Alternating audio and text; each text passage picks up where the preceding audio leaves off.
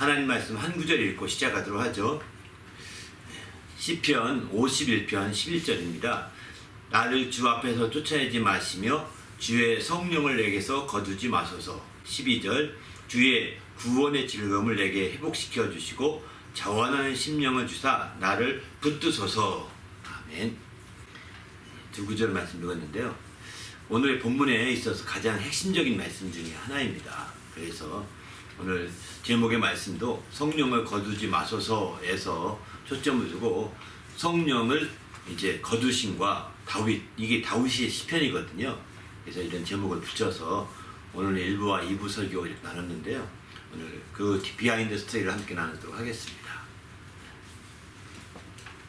저 질문이 있는데 오늘 설교 말씀 중에서 그 하나님을 기쁘시게 한 자로 에녹을 말씀하셨는데 혹시 다른 사도들도 하나님을 믿고 그 하나님을 기쁘시게 하셨을 텐데 뭔가 성경에 뭐 다른 그런 사례가 있는지 아니면 오늘 특별하게 에녹만 말씀하신 이유가 있는지 궁금합니다.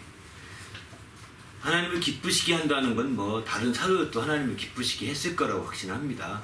또 이제 성경에 에녹 외에도 구약에도 많은 사람들이 이제 하나님을 기쁘시게 했던 사람 그런 케이스들이 많이 있거든요. 그러나 이제 그렇게도 생각하시는데 사실 오늘은 이제 히브리서 11장의 말씀을 근거로 해서 하다 보니까 정확하게 문자적으로 하나님을 기쁘시게 하는 자라 이렇게 증거하였다, 이렇게 증거를 받았다 이런 표현이 나오기 때문에 이제 더 정확하게 하나님을 기쁘시게 한 자를 대표적으로 에녹을 꼽는다 이렇게 말씀드린 거고, 에녹의 케이스를 통해서 하나님을 어떻게 하면 기쁘시게 할까를 이제 배우려고 했던 거죠. 그러나 이제 그 외에도 이제 신약 시대에 얼마나 많은 성도들이 헌신했습니까? 또 사도 바울 같은 경우는 고린도후서 5장 9절에 보니까 그런 말씀도 하더라고요.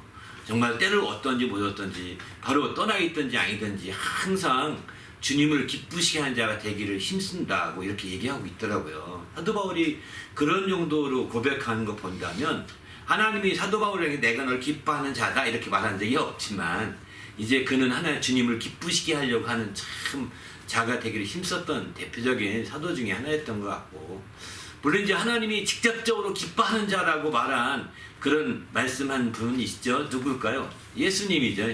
예수님이 침례받고 올라오실 때 저는 내 사랑하는 자요 내 기뻐하는 자다 이렇게 직접 말씀하셨거든요. 근데 이제 그 표현은 이제 오늘 히브리서 11장 5절에 나오는 에녹에 대한 표현과 좀 다르죠. 저는 하나님을 기쁘시게 하는 자라 하면서 이렇게 증거를 받았다는 표현과 직접적으로 저는 내 사랑하는 자요 내 기뻐하는 자다 라고 이렇게 말하는 것과는 큰 차이가 있는 것 같아요.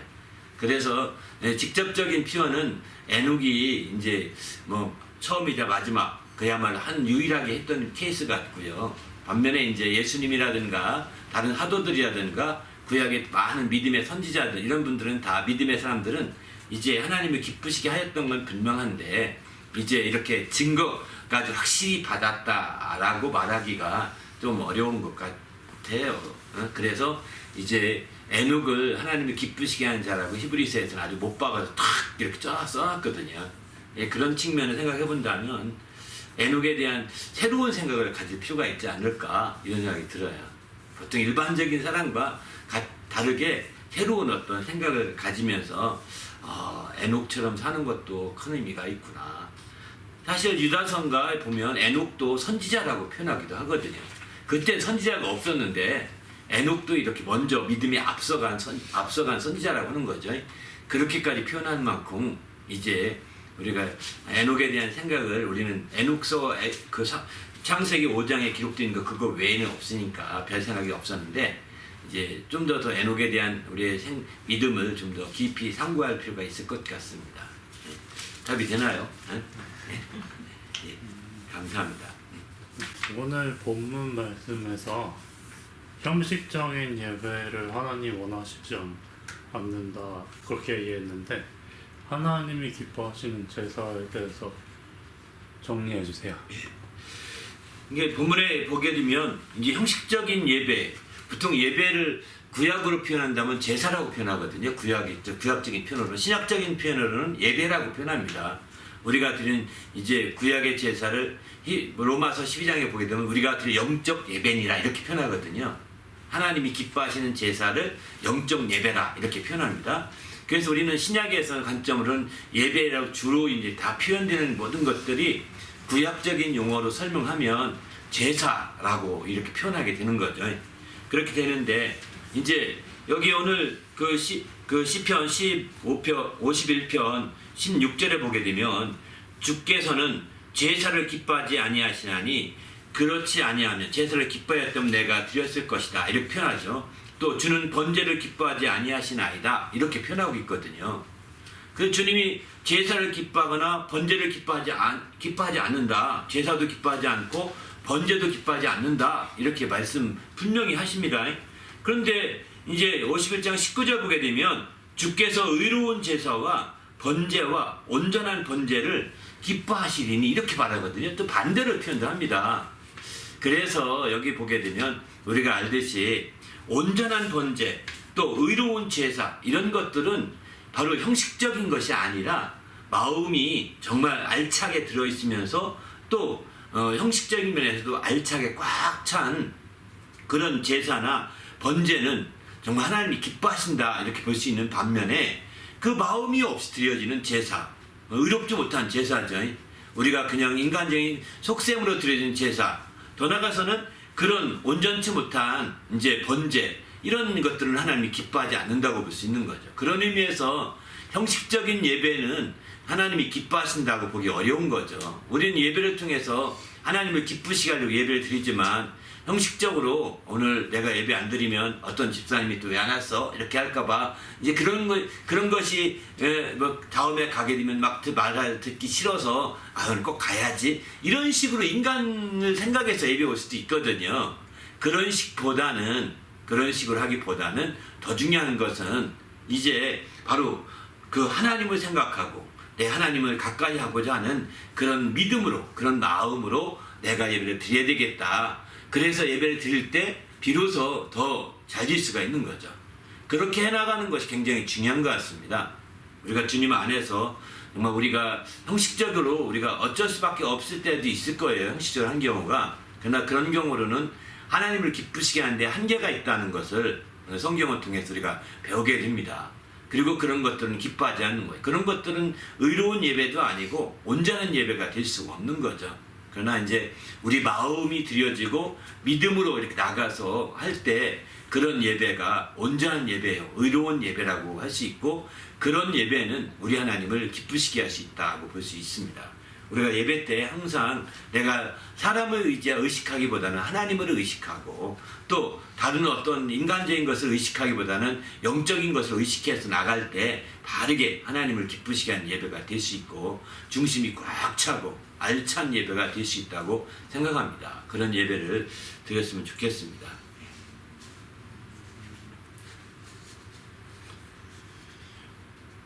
오늘 본문에서 다윗은 성령이 떠나가시는 것을 걱정했었는데 과연 다윗은 그럼 어떤 믿음을 갖고 있었나요?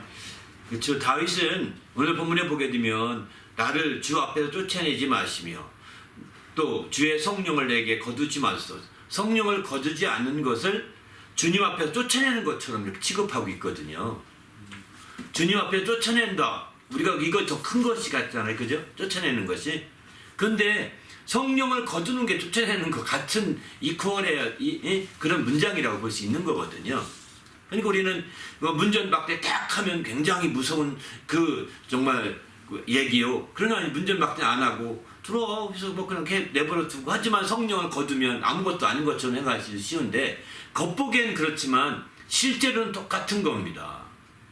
성령을 거둔다는 것은 정말 11절 말씀대로 나를 주 앞에서 쫓아내지 마신다는 것과 또 주의 성령을 내게서 거두지 마는 것은 같은 차원의 얘기라고 보셔야 됩니다. 주님 앞에서. 그래서 우리는 하나님이 이제 우리를 문전박대 하실 때 정말 누가 그 축복을 정말 피할 수 있겠습니까? 그 저주잖아요, 이 자체가. 그 축복이 아니라 저주죠. 이 저주를 누가 피할 수 있겠습니까? 우리는 하나님을 가까이 하는 것이 내게 복이라고 했거든요. 가까이 하는 게 복인데 그게 축복이지 않습니까? 예배를 드리고 또 이렇게 함으로 하나님을 가까이 하는 게 그게 복인데 가까이 하긴커녕 쫓아내니 뭐 이건 저주죠. 근데 그렇게 저주하실 때 바로 첫걸음이 뭐냐? 성령을 거두시는 거예요. 성령과 함께 저주하지 않으시거든요. 성령과 함께 함께 성령이 저주받을 수 없는 분이시잖아요. 그죠? 성령이 저주받을 수 없는 분이시기 때문에 성령과 함께 그렇게 쫓아내거나 멸시하거나 이러지 않으시는 거죠. 그래서 우리는 정말 성령을 거둔다는 문제가 굉장히 심각한 거죠.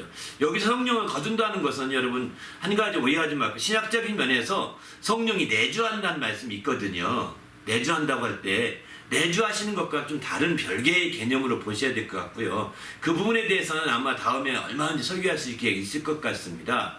여기서는 이제 앞서서 말씀드린 것처럼 바로 지난 주일에 말씀 나눴던 성령의 감싸심과 같은 개념으로 보시면 됩니다. 성령의 감싸심과 반대되는 개념이 성령을 거두심이라고 보는 거거든요. 성령으로 감싸심과 반대 개념이 성령을 거두시는 거예요. 그러니까 성령을 감싼다라고 할 때는 히브리 말로 라베시라는 그런 히브리 말 단어를 쓴다고 그랬는데 그 단어의 뜻은 뭐냐면 바로 성령으로 옷을 입힌다 이런 의미를 갖고 있거든요.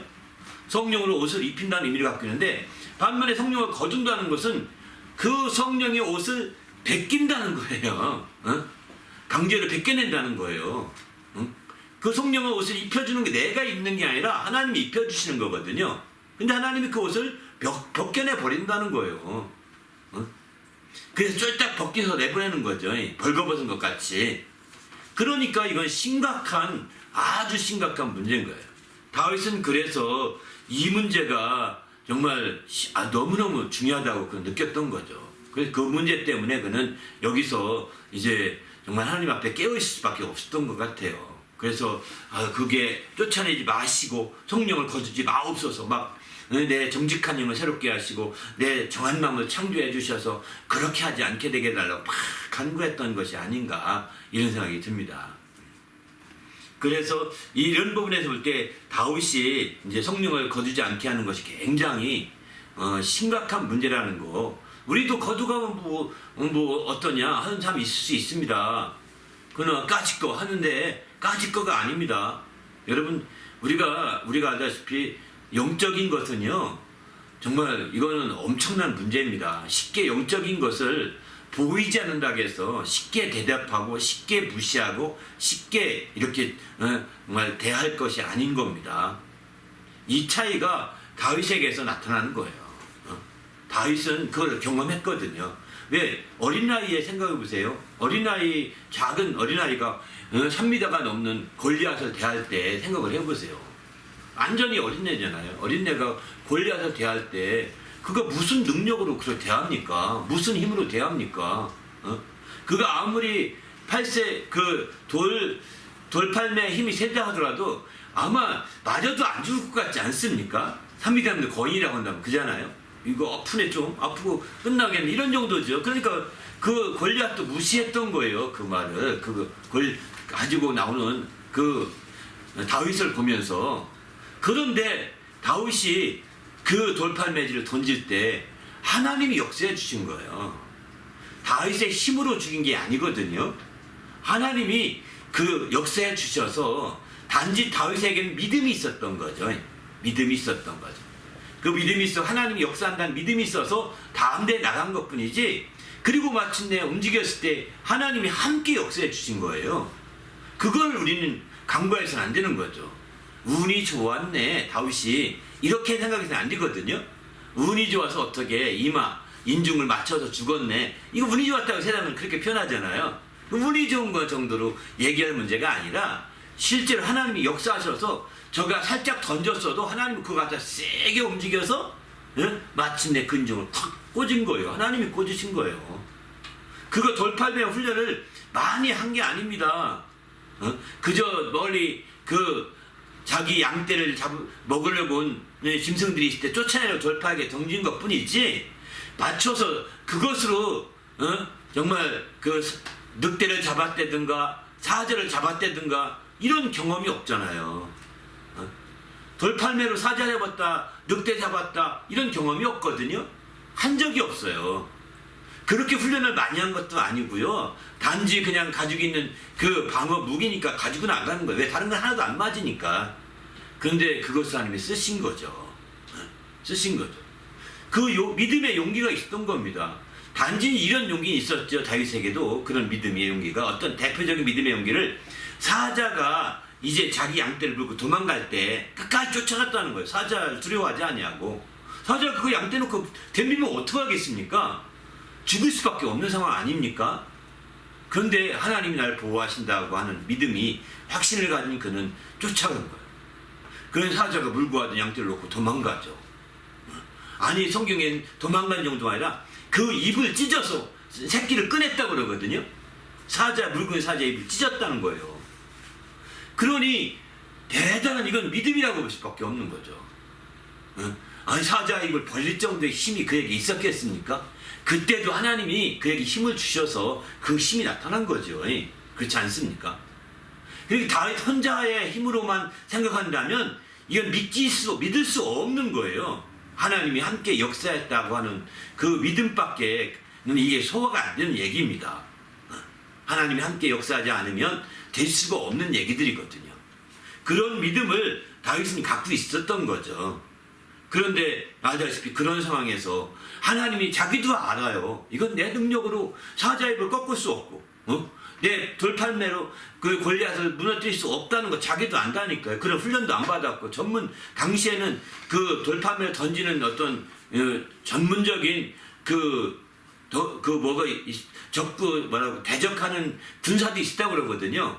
오늘날에 말하면 창 던지는 군사, 또 활 쏘는 군사처럼 돌파매 던져서 착착 맞추는 군사도 있었다고 그럽니다. 다윗이 그런 군사 훈련 받은 것도 아닙니다. 그러니 다윗도 아는 겁니다. 내가 지금, 나는 분명히 하나님이 역사하시는 믿음이, 나는 정말 하나님이 역사한다고 하는 확신이 있어 나갔는데 하나님이 진짜 역사해 주신 거예요. 그래서 마침내 나갔는데 이제 자기의 삶에서 자기가 좀 키도 크고 나이도 들었고 이렇게 해서 임금이 됐지만 하나님이 역사해 주지 않는다면 나는 아무것도 아니다 라고 느낀 거죠. 그래서 성령을 거두신다는 것이 굉장히 심각하게 받아들일 수밖에 없는 거죠. 하나님이 역사하지 않으시면, 하나님의 영이 나와 함께 하지 아니하시면 나는 이제 완전히 말짱 끝났다. 내 힘으로 지금까지도 안 해왔지만 앞으로도 마찬가지라는 걸 알게 된 거예요. 그래서 이 문제가 너무 크게 생각하고 심각해서 그는 성령을 거두지 마시고 날 쫓아내지 마시고, 성령을 거둔다는 자체는 쫓아내는 것 똑같아서 하나님이 쫓아내면 비참한 신세가 되는 거거든요. 비참한 신세를 한번 봤었잖아요. 앞에 사울왕을 봤었잖아요. 앞에 사울왕을 보니까 하나님이 쫓아내니까 비참해지지 않습니까? 그냥 군세 쫓겨다가 그냥 돌에 이렇게 죽는 거, 이렇게 도망가다가 나뭇가지에 걸려서 죽었어요. 나뭇가지에 걸려서 매달매달해서 죽을 수밖에 없는 상황이. 그래서 나를 죽이려고 해서 죽인 거거든요. 이렇게 비참한 신세가 되고 많은 거거든요. 그러니까 생각을 해보세요. 하나님이 정말 함께 하시고 하나님의 영으로 입혀주지 아니하시면 자기는 너무 보잘것없다. 너무 나는 한계가 있다. 이걸 깨달은 그는 거기서 이게 너무 심각하다 알게 된 거죠. 아마 다윗에게 그런 믿음이 없었다면 정말 이렇게 되지 않았을 겁니다. 믿음이 있었기 때문에 그게 가능했던 거죠. 그런 믿음으로 말미암아 정말 새롭게 됐던 거라고 생각합니다. 예. 답이 되는지 모르겠네요. 네. 예. 이어서 질문했거든요. 다윗은 성령이 거두어가지 않고 함께 하시면 자신이 이렇게 하겠다고 다윗이 말했는데 정리해 주실 수 있어요? 예. 다윗은 이제 성령을 이제 거두어가지 말도록 기도하고 나서 그가 이제 기도 그렇게 했으면 그걸 믿어야 되지 않겠습니까? 믿고 나서 그가 결심했던 세 가지 정도가 여기 있습니다. 오늘 본문에 읽은 본문에 보면 3가지 정도가 있는데, 먼저 다윗이 이렇게 그 성령이 함께 하셔서, 또 성령을 거두어 가지 아니하고 성령이 함께 하셔서 이제 함께 하셔서 역사하게 될 때 나는 뭘 하겠다, 내가 어떻게 하겠다, 내가 무엇을 하겠다라고 고백했던 대표적인 3가지만 먼저 말씀드린다면, 첫째는 13절에 이렇게 말하죠. 그리하면 내가 범죄자에게 주의 도를 가르치니 죄인들이 죽게 돌아오리이다 이렇게 말합니다. 내가 주의 도를 범죄자에게 가르치겠다는 거예요. 나에게 성령을 거두지 아니하시고 성령이 그저 함께 해주신다고 한다면 나는 이제 내가 주의 도를 범죄자들, 죄인들에게 가르치겠다고 이렇게 말합니다. 굉장히 중요한 것 같아요. 우리가 만일 성령이 우리와 함께 하시고 성령이 역사하시는 자들은요, 바로 이렇게 가르치게 됩니다. 죄인들에게 주님의 도를 가르쳐서, 왜 주의 도를 가르치냐면 죄인들은 죄인 줄 모릅니다. 이게 죄인지를 안다면 죄를 안 짓잖아요. 죄라고 생각하지 않는 거예요. 그럴 수도 있다고 생각하는 거예요.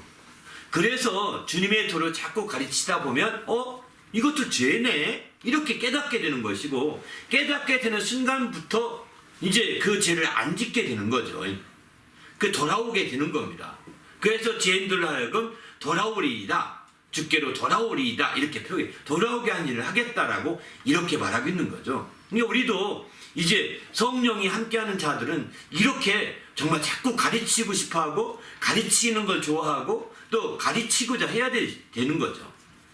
바로 주의 도를 자꾸 하나님 말씀을 가르치고자 하고 또 가르치는 걸 좋아하게 돼 있습니다. 왜? 가르치다 보면은요 많이 깨닫습니다. 우리가 이렇게 들으면서 깨닫는 거 있지만 가르치면서 깨닫는 게 훨씬 더 많이 남습니다. 들으면서 깨닫는 거는요 그냥 지식같이 남아서 슬쩍 잃어버려지거든요. 그러나 가르치다 보면은 그게 그런 뜻이었네, 이게 그런 거였네, 이렇게 중요한 거였네, 이렇게 알게 되면서 더 깊이 있게 자기에게 새겨지게 되거든요. 다윗은 바로 이제 성령을 함께 하시고 이제 주님 날 내쫓지 않으시게 된다면 내가 이제 적극적으로, 내가라고 표현하죠. 내가 죄인들에게 죄인들에게 가르치겠다고, 주의 도를 가르치겠다고 얘기합니다. 내가 범죄자에게 주의 도를 가르치니 죄인들이 주께로 돌아오리이다 이렇게 말. 두 번째는 내 혀가 주의 의를 높이 노래하리이다 이렇게 말합니다. 내 혀가 내 혀를 내버려두지 않겠다는 거예요. 내 혀가 주님의 의를 높이겠다는 겁니다. 주님의 의를. 그래서 높이며 노래하겠다는 것입니다. 참 중요한 부분이죠. 주님의 의를 나타내는 거예요. 의를 높인다는 것은 주님의 의를 나타내는 거예요. 과거에는 우리가 이렇게 주님이 성령이 함께하는 자들은 자꾸 자기의 의보다는 주님의 의를 나타내게 돼 있습니다. 자기 의를 나타내기보다는 주님의 의를 나타내게 돼 있거든요. 그래서 우리도 자기 의보다는 주님의 의를 나타내는 데 초점을 두는 그런 삶을 살아야 되는 거죠. 여러분 성령이 함께하는 사람과 반대의 사람은 육신으로 사는 사람들을 그렇게 말하는데, 육신으로 사는 사람들은 자기 의를 나타냅니다. 자기 자랑을 하고 자기가 막 뻐기고 자기가 폼내고 자기가 그저 뭐 한 것 같이 막 이렇게 하거든요. 그래서 내가를 많이 강조하게 되거든요. 내가 했다는 거예요. 다 내가 이게 자기 의를 나타내는 거거든요. 그런 사람에게는 여러분 가까이 안 하는 게 지혜예요. 사실은 그런 사람을 가까이 하면 할수록 여러분이 살살 긁어주면 먹을 거 맛있고 많이 얻어먹을 수 있긴 하겠지만 그거는 오히려 함께 물들 수 있거든요. 하나님의 의를 나타내는데 부정적인 물이 될 수가 있는 거죠. 그러나 이제 대화 중에 자꾸 하나님의 의를 나타내는 사람이 있거든요. 하나님이 이렇게 역사하신 거였어. 하나님이 하신 거였어. 나는 이거 진짜 할 수 없었었는데 하나님이 응답해 주신 거예요. 하나님이 이렇게 인도해 주셔서 놀랍게 됐다고. 이렇게 자꾸 하나님의 역사를 간증하고 드러나고 이렇게 얘기할 때 그게 바로 하나님의 의를 나타내는 거거든요. 그러면서 나는 하나님을 높이지 않을 수 없고 노래하지 않을 수 없다고 이렇게 말하거든요. 그러면서 자연히 그 속에서 하나님의 의를 나타내는 노래가 나오게 되는 거죠. 이렇게 정말 성령이 함께하는 사람들, 성령이 역사하는 사람들은요 이렇게 이해 가능한 겁니다. 또 한 가지 여기 본문에는 이렇게 말하죠. 15절 보면 이제 이렇게 말해요. 내 입이 주를 찬송하여 전파하리이다 이렇게 말해요. 나의 입이 주를 찬송하여 전파한다고 합니다. 내 입이 정말 주를 전파하는데 이제 찬송하여 전파한다는 거예요. 주를 바로 억지로 전파하는 것이 아니라 주님을 찬송하면서, 억지로 전파하는 것이 아니라 주님을 참 높이면서 전파한다는 겁니다. 이게 놀라운 거죠. 우리도 주님 안에서 주님을 찬송하며 전파할 수 있는, 아마 여러분 똑같이 복음을 전하고 주님을 위해서 얘기하는데 억지로 부득불한 사람이 있는 반면에 이렇게 찬송한다는 건 기쁨을 하는 거거든요. 기쁨으로 기꺼이 하는 사람들을 한번 가만히 봐보시길 바랍니다. 그런 사람들은 바로 성령으로 하는 사람들이에요. 이렇게 성령으로 기꺼이 이렇게 할 수 있을 때 하나님의 놀라운 역사를 이룰 수 있는 거죠. 우리도 주님 안에서 이렇게 정말 성령으로 말미암아서 이렇게 행함으로 하나님을 참으로 기쁘시하는 자가 됐으면 좋겠습니다. 바로 다윗은 이제 에녹과 좀 다른 믿음을 가진 거잖아요. 에녹은 그야말로 하나님과 동행하면서 하나님께 영광을 돌렸던 그런 사람인 반면에 하나 흠이 없이 영광 돌리는 사람이 에녹이라고 한다면, 반면에 다윗은 이렇게 흠이 있어서 흠 때문에 회개하기도 하고 자기 가슴을 치고 토니하고 이렇게 했던 게 다윗이거든요. 그러나 그도 그렇지만 그럼에도 불구하고 믿음이 있었기 때문에 성령을 거두지 아니하시고 이제 하나님이 성령이 함께 하심으로 말미암아 이렇게 담대히 나가게 되는 것을 보게 됩니다. 나중에 시편 69편에 보게 되면 다윗은 이렇게 말합니다. 이제 69편에 보면 바로 이제 그 하나님을 찬송하는 것이 곧 굽이나 뿌리 있는 황소를 드림보다 더 하나님을 기쁘시게 할 것이라 이렇게 표현하고 있거든요. 시편 60편에 보게 되면. 그러니까 하나님을 기쁘시게 하는 놀라운 역사가 거기에 있는 거죠. 이제 그래서 하나님을 찬송하는 것이 얼마나 기쁘시게 하는 것인지를 잘 보여주고 있습니다.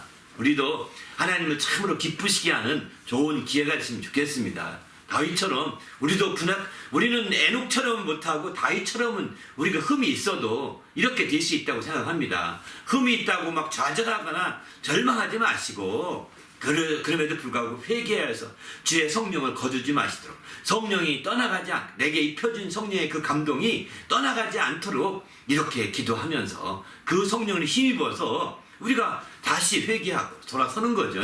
그러면서 돌아선 이후에는 그분을 기쁘게 살 것은 이처럼 세 가지를 다윗은 얘기하고 있는 거예요.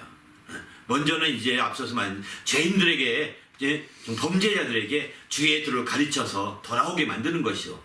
두 번째는 하나님의 의를 높여서 노래하는 것이요. 세 번째는 이제 주님을 높이 찬송하면서 기쁨으로 이제 주님을 전파하는 것이죠. 이렇게 할 수만 있다면 이게 바로 우리가 흠이 있고 연약할지라도 성령으로 사는 자라는 것을 나타내지 않겠습니까? 이런 자들은 바로 하나님을 기쁘시게 하는 자가 될 수 있는 거예요. 이렇게 하나님을 기쁘시게 할 때 우리가 참으로 하나님이 우리를 더 귀히 여기시고 더 기뻐하심을 누릴 수 있도록 축복하실 거라고 확신합니다. 할렐루야. 예, 주님 안에서 이런 멋진 사람이 되시기 부탁합니다. 예. 또 질문 있어요? 예. 또 에녹 말씀하실 때 떠오른 말씀이 있는데, 그 데살로니가전서 5장 17절에 우리 살아남은 자들도 예수께서 다시 오실 때 공중으로 끌어올려서 예수를 만나게 한다고 그렇게 하셨는데, 에녹과 차이가 있나요? 차이가 있죠. 그건 이제 구약과 신약이 엄청난 차이를 갖고 있는데, 이제 그 인용한 말씀 데살로니가전서 5장 17절이 아니라 4장 17절의 말씀입니다. 네. 4장 17절인데 거기에 보게 되면 공중으로 이제 끌어올린다 이런 표현을 하거든요. 에녹도 사실은 공중으로 끌어올려서 죽음을 맛보지 않으려고 이렇게 승천한 거잖아요. 그 내면은 승천이라고 표현하게 되고, 또 우리도 휴거라고 하는데 이게 승천이에요. 그죠? 하늘로 올라간 거니까 오를승의 하늘천자니까 이게 승천이에요. 한자말로 표현한다면. 또 다른 말을 끌어올린다는 말에 끌 유자에다가 들것자에서 휴거라고 한자어로는 그렇게 표현하거든요. 근데 이제 뭐 에녹도 휴거라면 휴거라고 할 수 있고, 또 우리도 휴거고, 또 우리도 에녹도 승천하면 승천이고 우리도 승천하면 승천할 수 있는데, 사실 차이가 있다면 이제 최초로 이와 같이 공중으로 끌어올림 받은 사람은 에녹이라고 볼 수 있는 거죠. 에녹은 왜 그러면서 이렇게 끌어올림 받았느냐? 하나님과 365년을 동행했다라고 창세기 5장에 이렇게 말씀하고 있습니다. 창세기 5장 24절에 보게 되면 그런 말씀이 나오게 되는데요. 이렇게 이제 하나님과 동행이 계속 동행하더니 마침내 하나님이 끌어올리신 거죠. 죽음을 보지 않고. 그리고 이 땅에서 보지 못했다라고 창세기 5장 24절에 그렇게 표현하고 있습니다. 그런 의미에서 볼 때 이제 놀라운 것이고, 반면에 신약에 와서 휴거는 예수님이 재림하실 때 나타나는 증상입니다. 물론 실종된 믿음 좋은 성도가 있다는 얘기를 종종 듣습니다. 그런 얘기 들어보셨나요? 저는 몇 번 들었어요.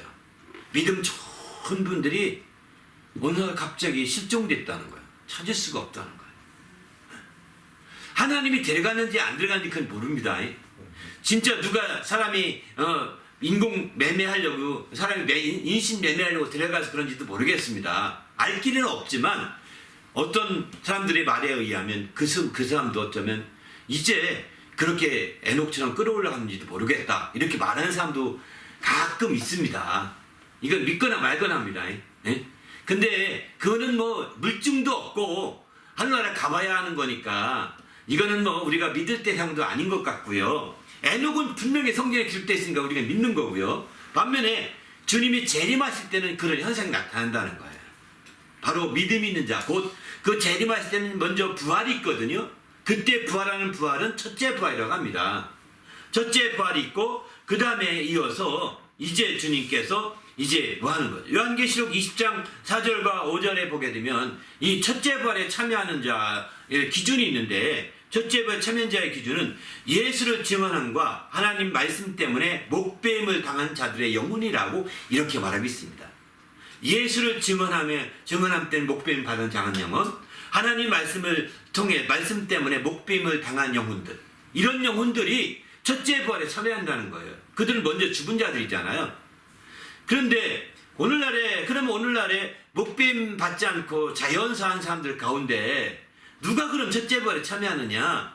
이들처럼 순교할 믿음을 가진 자라고 볼 수밖에 없는 거죠. 그들이 첫째 부활에 참여한다고 보는 것이고, 이때 첫째 부활에 참여할 그때에 이제 남은 자들 가운데, 살아남은 자들 가운데 그들도 일부는 이렇게 하나님께 끌어올림 받는다 이렇게 말씀하고 있는데, 그들이 누구냐? 첫째 부활에 참여할 수 있을 만큼의 믿음을 가진 자들이라는 거예요. 살아있지만 첫째 부활에 참여할 만한 믿음을 가진 그들은 마침내 첫째 이게 끌어올려서 하나님께로 공중으로 들림을 받게 되는 거죠. 그래서 첫째 부활에 참여할 믿음, 곧 순교할 만한 믿음을 가진 것이 굉장히 중요한 기준이 되지 않겠는가, 이런 생각이 듭니다. 그 믿음은 에녹과 같은 믿음이지 않겠는가라고 이렇게 보는 거죠. 에녹과 같은 믿음이라고 보시면, 그러면 근본적으로 에녹이 가진 믿음과 이 성도들이 가진 믿음엔 차이가 있습니다. 어떤 차이가 있냐면, 에녹 때 우리가 가진 믿음의 중심에는 예수 그리스도가 죽은 자 가운데서 다시 살아나는 것을 믿어야 하고, 이렇게 표현하거든요. 로마서 10장 9절 10절에 보면 예수 그리스도께서 죽은 자 가운데 다시 살아나신 것을 믿고, 그 다음에 그분이 우리 주님으로 믿으면 구원을 받을 것이다, 이렇게 말했거든요. 믿음의 중심에 두 가지가 들어가 있어야 합니다. 주님의 부활, 죽으신 자 가운데 부활하심을 믿는 것. 왜? 그것 부활로 인해서 내 죄의 속죄함이 완성되는 거거든요. 그리고 마침내 그분이 나의 주님이시다, 내 영혼의 주가 되신다 라고 하는 것을 확실하게 믿게 된다면 이게 믿음의 핵심이에요. 두 가지가. 그런데 에녹의 당시의 믿음은 그런 믿음이 아니잖아요. 왜? 예수님이 오시지도 않았고 부활도 안 했잖아요. 그 당시의 믿음의 핵심은 바로 하나님과 동행하는 믿음이라고 보시면 돼요. 하나님과 360년 동안 동행하다가 이렇게 승천하신 에녹이기 때문에 하나님과 동행하는 믿음인데, 그 동행하는 믿음은 어떤 믿음이냐? 히브리서 11장 6절에 보면 거기서 조금은 알 수 있는데, 바로 그 믿음은 먼저 그가 계신 것을 믿어야 하고, 그 다음에 그를 찾는 자들에게 상 주시는 이심을 믿어야 한다. 이 두 가지거든요. 계신 것을 믿는다는 것은 알파이신 하나님을 믿는 것입니다.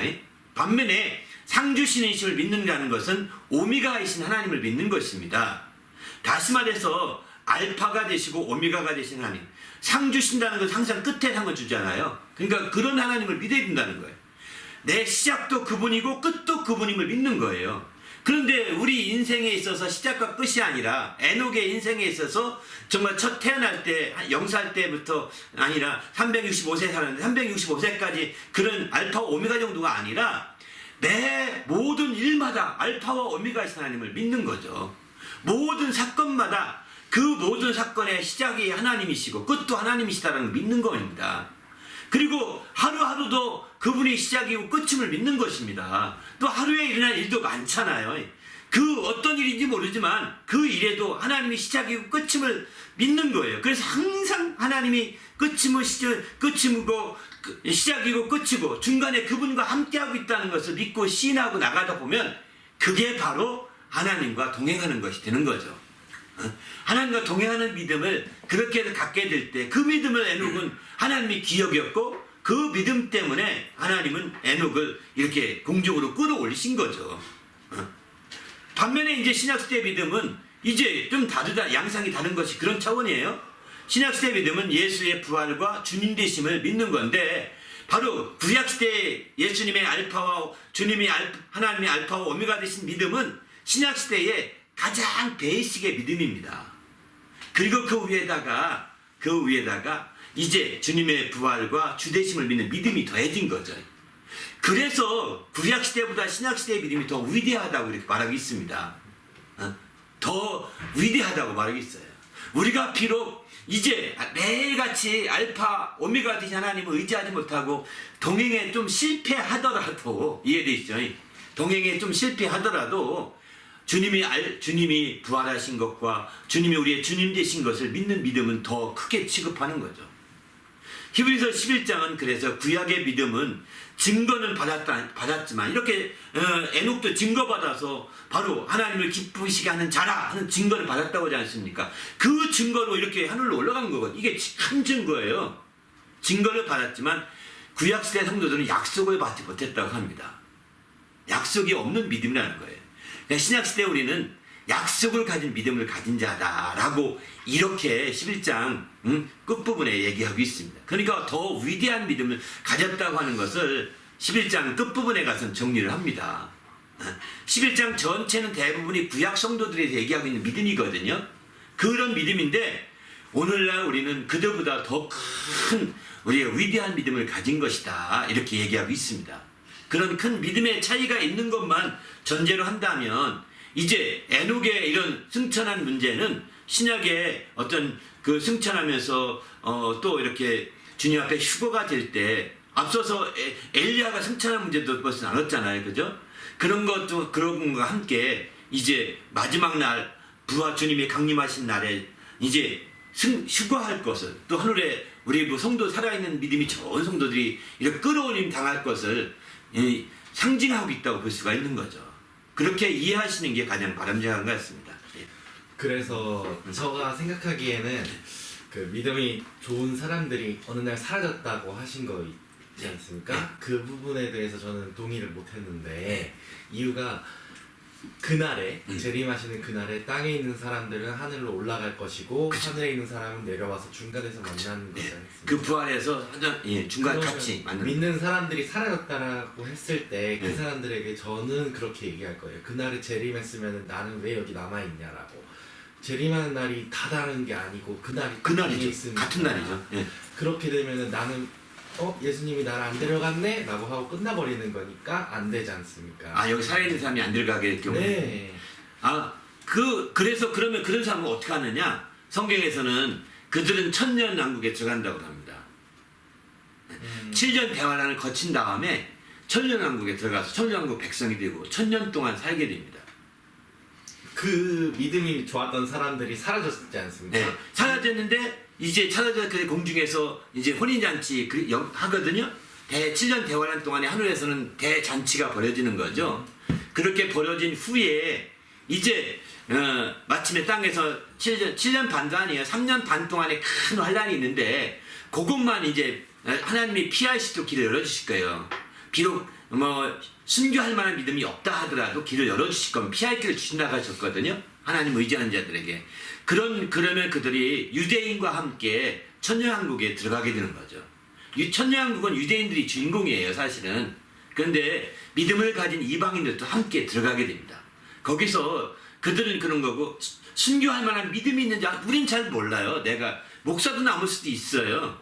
이해되시죠? 제 말은 그날이 재림한 날이 아니니까 네. 그 사람들이 어떻게 뭐 사라졌다라고 했을 때 그 네. 사람들이 하늘을 올라갔다라고 하는 거를 전 반박을 하고 싶은 거고 네. 그리고- 그러면 지금 오늘 주님이 재림하기 전에 올라간 사람들 네, 그 네. 사람들은 근데 주님은 완벽하신 존재니까 너가 필요해서 너를 먼저 데려가겠어 하는 분은 아니지 않습니까? 모르겠어요. 그것도 그걸 몰라서 우리가 판단을 유보하는 거예요. 근데 하나님이 필요해서 데려갈 수도 있거든요. 에녹처럼 엘리야처럼. 근데 우리는 몰라요. 우리가 생각할 때 그 사람 실종된 그 사람이 믿음이 좋다고만 생각하지 하나님께 그렇게 필요했을까? 이건 우리는 판단 못하죠. 알 수 없으니까. 그 하나님의 계획을 모르니까. 네, 알겠습니다. 그래서 우리는 그거에 대해서 맞다 틀리다 난 그걸 맞다고 하면 이단이요 그걸 틀리다고 하면 또 이단이요 이렇게 얘기할 수 없다는 거예요. 그냥 그런 문제는 유보하는 거예요. 판단하지 말고 내 하나님께 맡겨주자고요. 이게 지혜로운 것 같아요. 오늘 성경 말씀하실 때 사용했던 시편 51장에서 예. 궁금했던 제 그 성경 구절이 있는데요. 예. 주께서는 제사를 기뻐하지 아니하시나니 예. 시편 51장 16절에 예. 주께서는 제사를 기뻐하지 아니하시나니 그렇지 아니하면 내가 드렸을 것이니라 주는 번제를 기뻐하지 아니하시나이다 라고 했는데 성령으로 드리는 제사는 기뻐한다라는 건가요? 그 밑에 한번 19절 한번 읽어보시죠. 그때 주께서 의로운 제사와 번제와 온전한 번제를 기뻐하시리니 그때 그들이 수소를 주의 제단에 드리리다 라고 돼 있는데 예. 이 아래 17절 그 16절과 19절 차이가 정반대죠. 그걸 잘 이해를 못하겠어요. 네, 그렇습니다. 지금 아주 중요한 말씀을 지적한 것 같아요.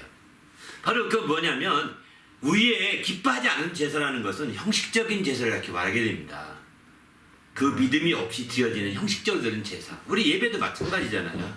그냥 남들 뭐라 갖고 막 드려지는 그런 제사, 예배 이게 다 이 하나님이 기뻐하지 않는 거예요. 하나님은 중심을 원한다고 중심을 보시는 분이기 때문입니다. 형식보다도. 그렇다고 중심이 똑바른데 형식은 무시할 수 있는 또 그건 아니잖아요. 그러니까 형식은 필요하지만 중심이 먼저 다져져야 된다는 거예요. 그러니까 그런 제사는 하나님이 기뻐하지 않는다는 거예요. 만약에 그런 제사를 원했다면 난 이미 드렸을 것이다. 왜? 재산도 많고 재물도 많잖아요. 다윗이. 얼마나 드릴 수 있는 거죠. 그런데 반면에 뒤에 보면 의로운 제사, 온전한 번제 이것은 바로 형식적인 것이 아니라 중심을 드려지는 의가 있는 제사 또 중심에 드려지는 온전한 제사 이런 제사는 형식적인 것이 아니죠. 그런 형식적인 제사로 대표적인 게 말라기서 보게 되면 하나님께서 이렇게 말합니다. 저 성전문을 닫았으면 좋겠다 하면서 말하기를 왜 저들은 저는 것들 좋은 것은 다 자기가 먹고 저는 것들 기는 것들 병신된 것들 이런 것들만 드린다는 거예요. 그러니까 안 할 수 없으니까 드리는데 형식적으로 저들이 아예 그 번제를 드리지 못할 분을 닫았으면 좋겠다고까지 말하거든요. 그러니까 이 시편의 51편 16절에 이 기뻐하지 않는다는 건 그런 유형의 제사라고 볼 수 있는 거죠. 그러나 이제 우리가 바로 성령으로 우리가 충만해서 드려지는 제사, 그런 예배, 이런 예배는 의로운 제사라고 볼 수 있는 것이고 온전한 번제라고 볼 수가 있는 거죠. 그런 것은 기뻐하시리니 이렇게 표현하는 거거든요. 그런 것은 기뻐하시리니 내가 수소를 주의 제단에 드리겠다. 여기 수소를 드린다는 것은 최고의 제물로 드리는 거예요. 수소와 황소가 같은 거 아시죠? 황소를 드리는 게 최고의 예물이거든요. 제물, 번제물 가운데. 그것보다 더 기뻐하시는 것인데 그게 뭐냐? 하나님을 찬송하는 것이라고 했으니까 더 기뻐하는 거 드리시면 더 좋은 거죠. 형식적으로 노래하기보다는 참으로 그래서 하나의 노래를 하더라도 진정으로 주님 앞에 드리고 영광 되는 게 굉장히 중요한 것 같아요. 그렇게 할 때 하나님 앞에 참으로 영광을 드릴 수 있는 거죠. 그래서 우리가 형식적인 것이 되게 쉬워요. 우리 육신을 가졌기 때문에 사람들의 눈치도 보고 사람들의 신경을 많이 쓰잖아요. 우리가 그렇지 않습니까? 그러니까 옷차림도 번듯하고 양복도 입고 저처럼 이렇게 할 수 있지만 사실 뭐 한국적인 모습에서 양복 입고 가지 서양에서는 목사가 양복 넥타이 안 메고 설교하는 사람 많아요. 어? 물론 그런 것도 있어서 그렇게 저도 해볼까 했는데 아직 저희 양심상은 그게 안 돼서 저는 넥타이 매고 이렇게 예배 드리는 거거든요. 또 이렇게 외전에서도 겉 우아하게만 벗고 이제 이렇게 넥타이 맨 상태로 그냥 하는데 아무튼 이제 이것도 하나의 형식적인 건데 제가 지 속의 중심이 주님이 보실 때 아주 참으로 온전한 믿음의 중심이 안 돼 있으면 그저 하나의 뽐재기에 불과한 거죠. 뽐내는 거에 불과. 이거는 싫어하실 겁니다. 이런 설교회는 아무리 잘 찍어도 아무도 안 들을 겁니다. 그러나 하나님이 이제 이런 부분에 있어서 그런 형식적인 것보다는 더 중심을 원하신다라고 이렇게 말하고 있는 거죠. 그래서 중심을 한번 드린다면 이 문제가 더 해결될 수 있을 것 같습니다. 3주 전에 성경 말씀하신 그거랑 비슷한 느낌인데 진심을 다해서 그쵸. 의로하는 맞습니다. 거가 진짜 중요한 것 같네요. 맞습니다. 네. 그게 핵심입니다. 이 구약을 읽든 어디 읽든 그거는 똑같은 원칙입니다. 또 질문이 있으면 한번 또. 성경을 읽다 보면은 이런 부분을 상당히 많이 얘기하시는 것 같아요. 진심 형식으로만 하는 것과 그 안에 믿음을 보시는 그런 주제가 많이 나오는 것 같아요. 그렇죠. 신앙은 거기에 가장 큰 중심이 있는 것 같아요. 왜냐면 중심을 보신다. 성경에 두 가지를 얘기하죠. 좌루나 우루나 치우치지 말라 이런 말씀 하나 있고요. 또 차든지 뜨겁든지 분명히 하라 이렇게 말하잖아요. 좌루나 우루나 치우치지 않으면 중간에 가라는 건데 그러면 차든지 뜨겁든지 이렇게 애매하게 되거든요. 근데 차든지 뜨겁든지 하지 마라. 이렇게 하지 말라고 얘기하거든요. 분명히 좌루나 우루나 치우치지 말고 차든지 뜨겁든지 분명히 하라고 말씀하는 거 본다면 이 두 가지가 잘 조화가 돼야 되는 거예요. 한마디로 말해서. 그것은 한마디로 그 조화를 이루는 길은 중심으로 이루는 거지 형식으로 아닙니다. 우리의 중심으로 좌우나우나 치우치지 않고 뜨겁지도 않고 차이지도 않고 이렇게 되는 거죠. 좌우나우나 치우치지 않다 표현은 미지근하는 얘기가 비슷하거든요. 얼핏 들으면은. 그러나 차든지 뜨겁든지 분명하는 것은 좌우나우나 한쪽으로 치우쳐라 이렇게 얘기하고 있는 건데 어떻게 조화를 이루겠습니까? 이게 육신적으로는 어려운 얘기입니다. 그래서 하나님은 중심을 보신다고 얘기하고 하나님은 중심에 대한 부분들을 굉장히 성경을 많이 강조하고 있는 거죠. 그래서 우리의 신앙이 항상 어디에 있든지 하나님이 중심을 보시고 어떻게 중심 보신지 아십니까? 우리의 영혼을 하나님의 등불을 삼으셔서 중심을 본대요. 우리의 영혼이 등불이라고 이렇게 말하거든요. 시편. 그러니까 우리의 영혼이 등불을 삼으셔서 등불이 환히 켜 있어요. 하나님께는 우리 숨길 수가 없는 거예요. 우리는 겉으로는 흑암 속에 들어가 숨길 수 있고 불 속에 들어가 숨길 수 있지만 하나님은 벌써 등불이 우리 속에 켜놨거든요. 그러니 환히 보이는 거예요. 동굴 속에서도. 그 동굴 속에서도 하나님 만나고 음성을 들을 수 있다니까요. 동굴 속에서도. 그런 대표적인 사람 있잖아요. 동굴 속에서 정말 사람들 피해서 수백 미터 밑으로 내려가서 했던 대표적인 사람이 이제 록펠러, 석유왕이 된 록펠러가 금광을 인쇄했는데 금광이 폐광인 거예요. 알고 봤더니. 그래가지고 쫄딱 망한 거예요. 그래가지고 이제 많은 빚을 모아서 다 돈을 모든 자금을 모아서 했는데 이제 망하게 됐으니 어쩌겠어요. 빚쟁이를 쫓아와서 막 돈을 모아서 했는데 그 사람 쫓아와서 다 내가 원전 내라고 막 하니까 이 사람이 어디 도망갈 수도 없고 할 수 없이 맨 밑으로 들어갔다는 거예요. 그 갱도 거기서 가서 기도하는 거예요. 막 기도하는. 그때 하나님이 음성이 들렸다고 합니다. 더 팔아 이러더라는 거예요. 더 팔아. 그래서 갑자기 아무도 없는데 왜 여기 들어오기가 보통 용기 아니면 들을 수가 없답니다. 웬만한 사람은 들지 못한다 그러거든요. 왜? 거기 들어가 죽기 쉽다는 거예요. 잘못하면. 그런데 자기는 죽을 양으로 들어간 거니까 그 사람들 피하려고. 그래서 갔는데 더 파라고 누가 그래? 누구 왔어? 아무도 없더라는 거예요. 또 계속 하나님 어떻게 하면 좋겠냐고 막 기도하는데 더 파라 이러더라는 거예요. 그래서 가만히 봤더니 하나님의 음성이라는 걸 깨닫게 된 거예요. 알겠습니다. 덮하겠습니다. 정말 이 덮할 수 있도록 사람을 붙여다가 막 기도 올라온 거예요. 그래서 막 거기 빚을 받으러 온 사람들에게 얘기합니다. 내가 밑에가 기도하는데 하나님이 덮하라! 또 다시 기도해 더 덮하라! 하는 음성을 들었다. 이 덮하면 분명히 금이 나올 겁니다. 조금만 기다려 주십시오 하고서 사람들을 설득하고서 사람들을 인부들이 답한 거예요. 근데 거기서 금이 나왔는데 검은 금인 거예요. 검은 금. 그 빛나는 노란 금이 아니라 황금이 아니라 검은 금이 나온 거예요. 그 얘기를 저는 들으면서 하나님 앞에서 아주 새롭게 되시는 걸 보았습니다. 우리도 정말 그런 역사들이 이어지시기 바랍니다. 그게 된다면 놀라운 거 아니겠습니까?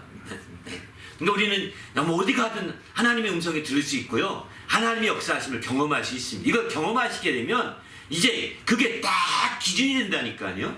그래서 내가 그게 기준이 안 서니까 죄인지 아니지 분별이 안 돼가지고 그럴 수도 있고 저럴 수도 있고 이럴 수도 있고 이럴 수 있고 이렇게 해서 넘어갔던 것이 딱 분별이 됩니다. 그래서 그때부터는 돌아서서 회개해서 확 돌아서게 되는 거죠. 그런 체험이 없어서 우리가 세상에 사는 동안에 정말 그 허랑방탕하게 지내는 경우가 종종 있거든요. 우리 믿음 안에서 이제 이렇게 멋진 신앙생활이 되었으면 좋겠습니다. 그래서 주애들을 가르친다고 이렇게 얘기하고 범죄자에게 가르침으로 중심 잡게 하는 거죠. 이 기준 설정하게 만들어 주는 거죠. 우리도 그렇게 했으면 좋겠습니다. 할렐루야. 아멘. 교회 소개 영상에서 네. 목사님께서 얘기하신 것 중에 하나가 성경 구절을 읽으면 그분의 음성을 들을 수 있다라고 얘기했는데 그거를 뒷받침할 수 있는 말씀이 혹시 있나요? 그분의 음성을 이제 들을 수 있다 말씀드렸던 것은 그것 때문입니다. 성령이 하나님의 그분의 말씀을 기억나게 하시고 생각나게 하신다고 그랬거든요. 그러니까 내가 그분의 말씀을 전혀 모르면 몰라도 기억나게 할 수도 있어요. 네? 어떻게 설교 치고 저도 그랬거든요. 제가 처음에 이제 제가 처음에 말씀으로 깨닫게 됐던 것은 이제 대학교 1학년 때였는데 그때에 로마서 8장에 보게 되면 하나님의 사랑에서 끊어낼 자가 없다 하는 그 말씀이었거든요. 그때만 해도 성경 일독을 거의 일독을 다 채 못했던 때였기 때문에 그 말씀을 읽고 지나가긴 지나갔는데 말씀도 몇 번 들었겠죠. 예? 그랬는데 불구하고 그 말씀이 어디 있는지 몰랐었어요. 그런데 몰랐고 아무것도 몰랐는데 갑자기 어느 날 기도하는데 하나님이 사랑해서 끊어낼 자가 없으리라 하면서 그 말씀이 탁 내게 딱 어딘가 막 탁 기억이 나면서 환상이 열렸어요. 그래서 내가 기도하는데 이렇게 하얀 투명막을 썼더라고요. 유리막을. 근데 저희 아버님이 막 뭐라고 하얀 입김이 나오더니 유리막을 스쳐서 싹 지나가는 거예요. 이런 경험을 갖게 되면서 그 말씀이 저를 딱 붙들었죠. 근데 그게 나중에 성경 읽다 보니까 이게 사도행 로마서 8장에 나오는 말씀이라는 걸 그때 알게 된 거죠. 그것처럼 우리가 말씀을 많이 알아놓게 되고 말씀을 읽어서 그것을 자꾸 읽고 또 읽고 또 읽고 이렇게 찾아놓게 되면 성령이 더 쉽게 기억나게 해주시는 거예요. 내가 기억하려고 하지 않았는데 내가 의지적으로 생각하려고 하지 않았는데 그게 떠올랐다. 그러면 성령이 역사하신 거라고 보셔야 됩니다. 그러면 그 말씀을 붙들고 기도하실 필요가 있습니다. 그 말씀을 따라 순종하고 그 말씀을 따라 기도하다 보면 그게 우리가 잘 될 수 있는 좋은 길입니다. 그러나 그 말씀을 우리가 따르지 않고 무시해버리면 한두 번 무시하잖아요. 기억나고 생각. 그럼 또 기억이 안 납니다. 신기합니다. 인격적이세요. 성령의 역사는. 그런 기억날 때 얼른 그 말씀을 갖다 기록해놓고 아주 귀히 여기는 거예요. 그리고 그 말씀이 늘 내 삶의 중심에 서도록 하는 거예요. 그러다 보면 성령이 또 생각나게 하시고 또 기억나게 해주시는 거죠. 그래서 하나님의 음성이 그렇게 저처럼 기억나게 하시는 것도 생각나게 하시는 것도 하나의 음성을 듣는 방법이라고 생각합니다.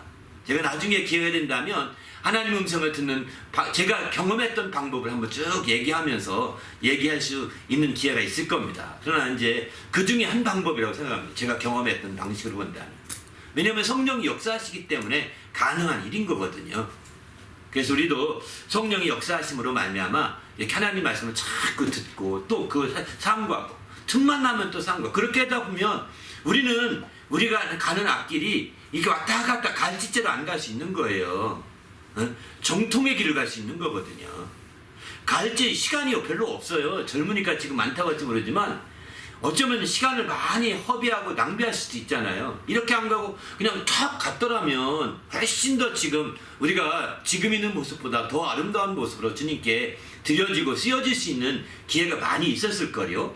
그런데 우리가 그것보다는 그런 말씀들을 무시하다 보니까 하나님이 우리의 사용하는 방법이 내가 이제 삐딱 갔다 하는 거예요. 이렇게.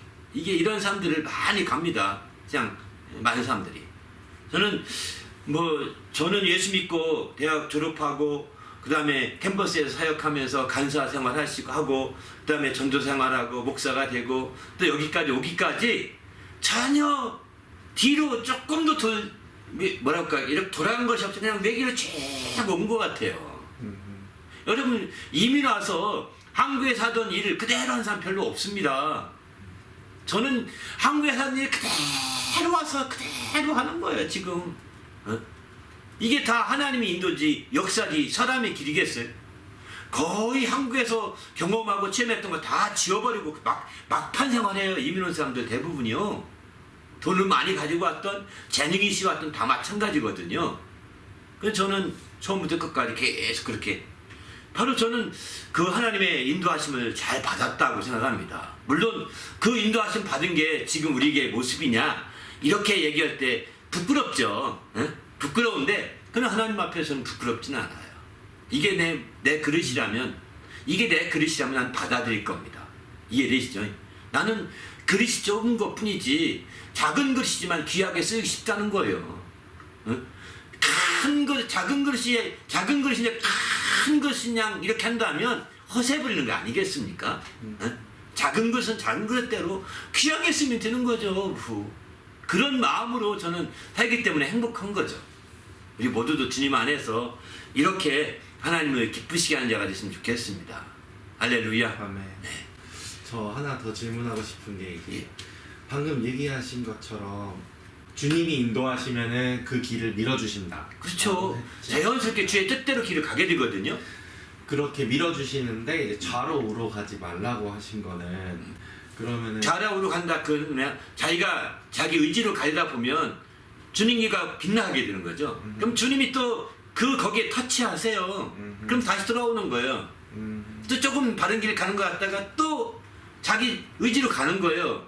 또 주님이 또 터치하세요. 그래서 삐딱삐딱 갈짓대로 간다는 거예요. 그 편이에요. 그러나 이제 하나님이 인도하시면 이렇게 치우치지 않도록 안 가고 그냥 쭉 정도로 가는 거죠. 그런 삶이 되어야 후회하지 않고 행복한 삶이 된다고 생각합니다. 그 길은 꼭 목사가 아니어도 가능한 길입니다. 성도라 하더라도 부름받은 대로 그대로 하나님 뜻대로 살아간다면 능히 가능한 길이거든요. 저처럼 목사의 길로 안 간다 하더라도 또 때로는 목사의 길로 갈 수도 있고요. 또 그 주님이 원하시면 그 길을 넉넉히 간다고 하는 마음도 가질 필요도 있겠죠. 그러나 어쨌든 나는 주의 뜻대로 한다고 중심을 두고 하나님이 인도하시면서 그리고 기도하는 가운데 이렇게 주의 음성을 듣기를 사모하고 인도를 받아서 하나님 말씀을 따라 간다면 이렇게 갈짓대로 왔다 갔다 하는 그런 삶은 아닐 것이다. 바르게 쭉 가면서 행복한 삶을 살 수 있도록 하나님이 길을 인도하실 것이다. 저는 그렇게 확신합니다. 지금까지 제가 살아왔던 것처럼 이건 하나의 모습에 불과한 거죠. 전부는 아니지만 그러나 그렇게 제가 살아온 모습을 비춰볼 때 충분히 그게 가능하다. 저는 이렇게 확신합니다. 그리고 목사님께서 방금 얘기하신 것처럼 세상에 빗대어 가지고 보면은 부끄럽다고 얘기하셨지 않습니까? 저는 저희 교회 다니면서 부끄러움이 없더라고요. 네. 되게 맞아요. 성도 저는 그런 확신을 가질 필요가 있는 것 같고 저는 저희 목회에 대해서 부끄럽지 않습니다. 지금은 또 감사한 게 온라인으로 막 모든 게 목회 현장이 됐잖아요. 전 세계가. 그래서 저는 부지런히 제가 지금 설교 외전도 찍고 또 요즘엔 토요일마다 토막 설교라고 해서 새로운 코너 또 만들고 계속해서 확장해가는 이 온라인 사역을 확장하는 이유가 하나님이 어쩌면 이런 길을 열어주시는지도 모른다 이런 생각이 들어가지고 정말 기뻐요. 사실은. 네? 정말 감사한 거죠. 그래서 우리가 이 교회가 다 큰 교회가 아니라 작은 교회도 있는 건 너무 당연하지 않겠습니까? 그렇지만 작은 교회도 강한 교회가 있고 약한 교회가 있는 거고, 큰 교회도 다 좋은 교회고 강한 교회가 아니라 큰 교회가 얼마나 문제 많은 교회도 많은데요. 세상에 지탄받는 교회도 꽤 많습니다. 대형 초대형 교회 가운데서도. 그렇게 지탄받는 교회 다니면서 우리가 신앙생활 잘할지는 모르겠지만 그것도 약점을 가질 수 있는 거거든요. 형식상 하기 쉬운 신앙생활이니까요. 그것보다는 정말 중심으로부터 제 뜻대로 사는 신앙생활이 있으려고 한다면, 예배나 모든 신앙생활이 진실하게 되려고 한다면, 저는 오히려 큰 교회보다는 작은 교회가 그건 더 좋은 것 같아요. 그런 사례가 성경에서 나왔던 거로 저는 기억을 하거든요. 왜냐면 그 당시에도 큰 교회라고 해가지고 목회를 하는 거지 않습니까? 예, 예. 근데 작은 집에서 모여가지고 맞아요. 하는 것도 전부 그 중에 내가 있으니라라고 맞아요. 얘기한 것처럼. 그럼요. 두세 사람이 모인 게 내가 있다고 하고, 모든 교회가 가정교회로부터 시작한 거거든요. 네. 가정교회. 그래서 가정교회는 두세 사람이 모인 교회예요. 주님이 거기에 머리가 되시는 거죠. 그러니까 우리는 뭐 누구한테 가더라도 뿔릴 필요가 없는 거예요. 전 목사님이 그 말을 하실 때 마음이 아팠거든요. 네, 죄송해요. 저도 이제 하도 남들이 그냥 긍휼히 여겨주시니까 저도 마음이 조금은 눌리는 마음이 있지만, 그럼에도 불구하고 저는 주님 앞에 서게 되면 당당하더라고요. 그저 에이, 너무 거만하다 이렇게 얘기할까봐 제가 일부러 그런 말도 하거든요.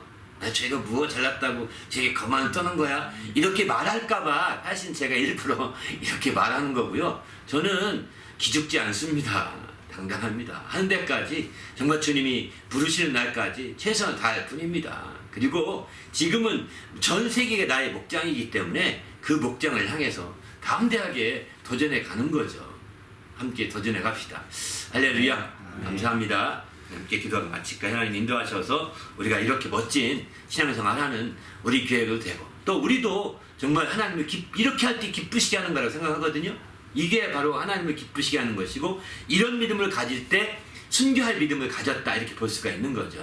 그런 자들은 바로 반드시 우리가 정말 주님이 그 강림 재림하신 날에 우리가 살아있다면 이제 바로 들림 받을 것입니다. 그러나 우리가 그 전에 주님 오시기에 죽었다면 첫째 참여하게 될 거고요. 이런 놀라운 역사가 있도록 주님을 기쁘시게 하는 자가 되도록 인도해 달라고 말씀 생각하며 기도하십시다. 저는 이 마음 자체가 순교인 것 같아요. 맞아요. 이게 이런 마음이 있어야 헌신할 수 있는 거거든요. 이게 없으면 누가 우리 교회에 대해서 말할 때 창피하잖아요. 부정적으로 생각하고 막 이러잖아요. 아니거든요.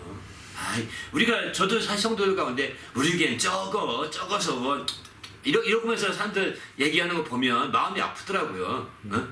적은 게 중요한 게 아니라 얼마나 교회다우냐가 중요한 거잖아요. 적은 게 중요한 게 아니라 얼마나 교회다우냐. 가정 같은 교회. 우리는 가정 같은 교회요. 또 교회 같은 가정은 교회 같은 가정이 되기 원하는 거죠. 저 교회는 가정 같은 교회가 되기 원하는 것이고요.